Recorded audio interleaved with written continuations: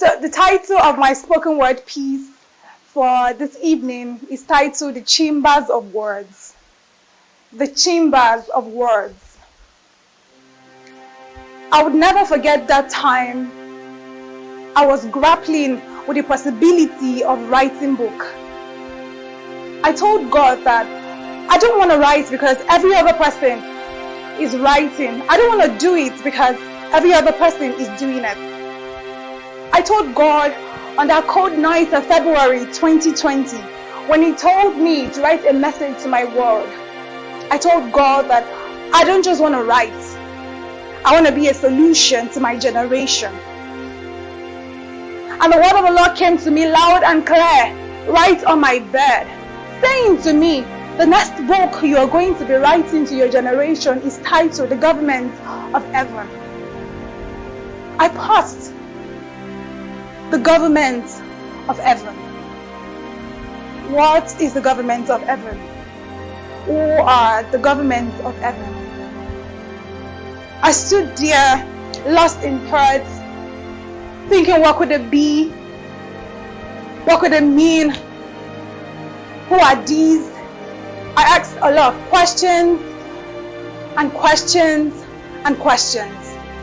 And then I arrived at a beautiful thought. I said to myself, the government of heaven would be about brimstones and fires and archangels, thrones, kingdoms, encounters, them in the spirit, heavenly bodies. I thought, and I thought. The Spirit of the Lord cut me short right in the track of my thoughts and told me that the government of heaven is not about what you think. They are not words that are flying around or things you've seen and heard before. The government of heaven will be unfolded to you as you open up the chambers of words within you. The government of heaven is deeply embedded in the inside of you. The government of heaven is not words that you have premeditated. They are not words that you've known before. They are not words that you thought. They are words that I will be given to you as inspiration. And in that moment, I went into a vision. And in that vision, I saw on my right an angel with a burning pen, and on my left another angel with an open scroll, and right before me the audience, the host of heaven, cheering me up, welcoming me into the secret place, telling me what to write, encouraging me. And I stood in the secret place, writing. And as I was writing, I discovered that the words that are embedded in the inside of me, the chambers of words that are inside of me, they are not mere words. But they are words that would set my nation on fire. They are words that illuminate the world around me and the people reading and listening to me.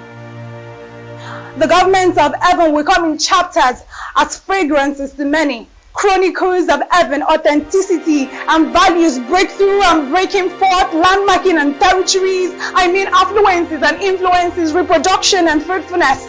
The government of heaven are rolled down in chapters to me. This message is to reestablish the kingdom of heaven. It is to tell you with his king, his plots and his plans. He sent in slanderers, naysayers, book blockers, blog writers, physical exhaustion. I'm talking about someone looking me in the eye and told me that the content I wrote is a textbook.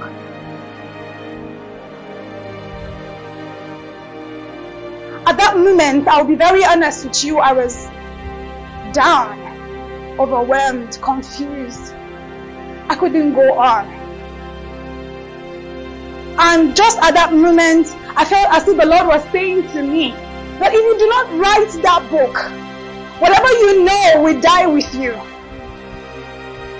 And that sounds so scary, but it is the truth. The grace, the potentials, the giftings that I carry will be lost if I don't write that message to you. And this word struck me like lightning. He said, you will write that book and it will stand as a legacy. Even after you are gone, your book will be remembered. And instantly this word brought back reassurance into my spirit. And I remembered my desire that I did not just want to write, but I don't want to do it because every other person is writing. We have various authors. I don't want to do it because writing is selling testaments, not of the letter, but of the Spirit of God.